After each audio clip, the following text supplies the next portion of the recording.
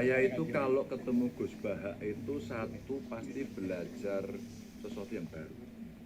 Hari ini saya silaturahmi halal bihalal ke Gusmus, ke Gus Baha gitu ya, mumpung satu jalur. Sebenarnya mau ke Sarang juga tapi keluarga di Sarang lagi pada pindah semuanya. Nanti kita akan coba cari waktu. Tapi selalu saja saya itu tadi pinginnya mau sebentar, tak takut ganggu aja. Tapi ada aja ceritanya beliau yang intinya satu, semua itu bisa mudah, kenapa harus dipersulit? Itu yang disampaikan. Nah kalau beliau ngaji dan sebagainya itu selalu solutif. Kisong ini kenapa?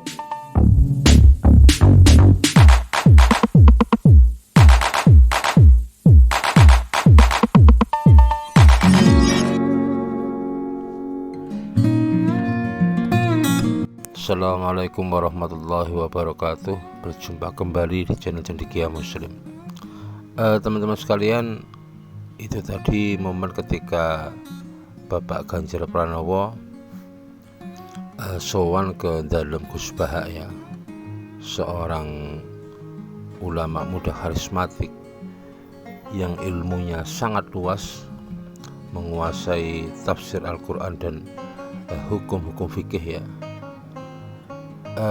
Momen yang seperti ini sebenarnya biasa ya kalau kita melihat mereka-mereka yang menjadi kandidat calon presiden di Pilpres 2024 kerap kali sowan ke ulama maupun habaib. Itu sebenarnya hal biasa.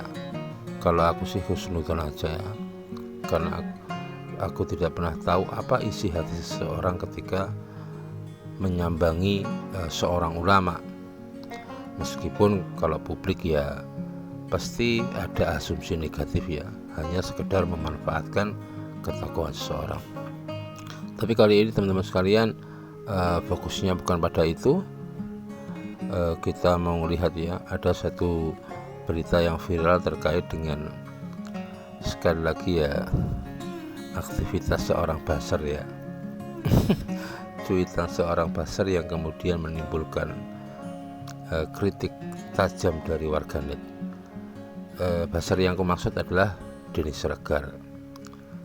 Denny Siregar dalam cuitannya ya, kalau teman-teman lihat di Twitter kalau nggak salah itu, dia mengunggah 3 foto ya. Foto saat Ganjar Pranowo sowan ke Gus Baha, kemudian Anies Baswedan dan Prabowo sowan ke Habib Rizik. Kemudian dikasih caption ya, inilah calon pemimpin dan para ulama mereka. Teman-teman sekalian, cuitan dari Denny Siregar itu kemudian menimbulkan kecaman dari warganet ya.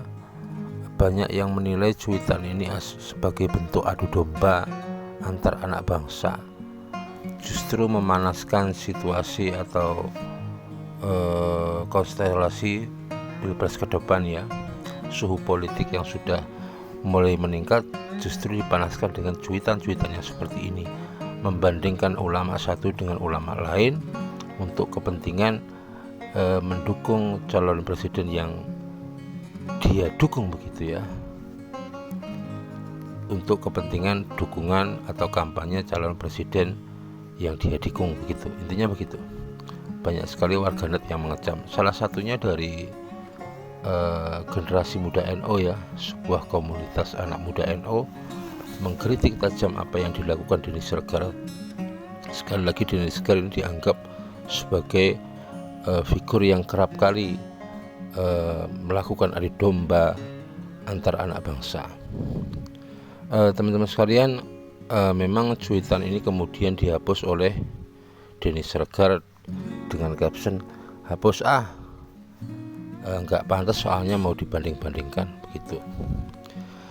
Generasi muda NU memperingatkan kepada Denny Siregar untuk tidak membuat satu kegaduhan ya, karena Denny Siregar pernah beberapa waktu yang lalu ya, masih lama lah, sudah lama lah, dalam kontestasi Pilpres yang lalu kalau nggak salah itu, ketika membawa nama Gusmus, foto Gusmus untuk kepentingan politik dan saat itu Denny Sregar meminta maaf.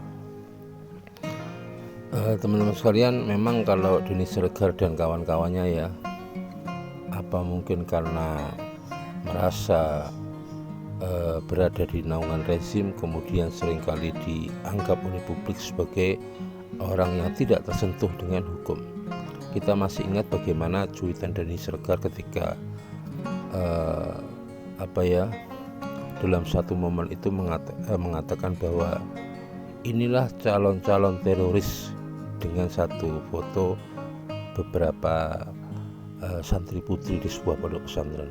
Tetapi cuitan seperti itu kalau untuk Denny Sregar ya tidak ada resiko apapun begitu.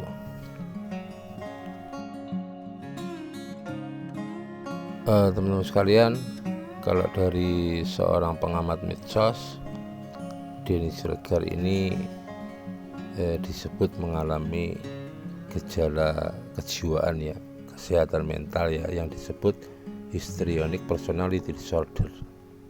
Satu kondisi di mana dia itu merasa senang kalau ada orang itu marah dan bertengkar.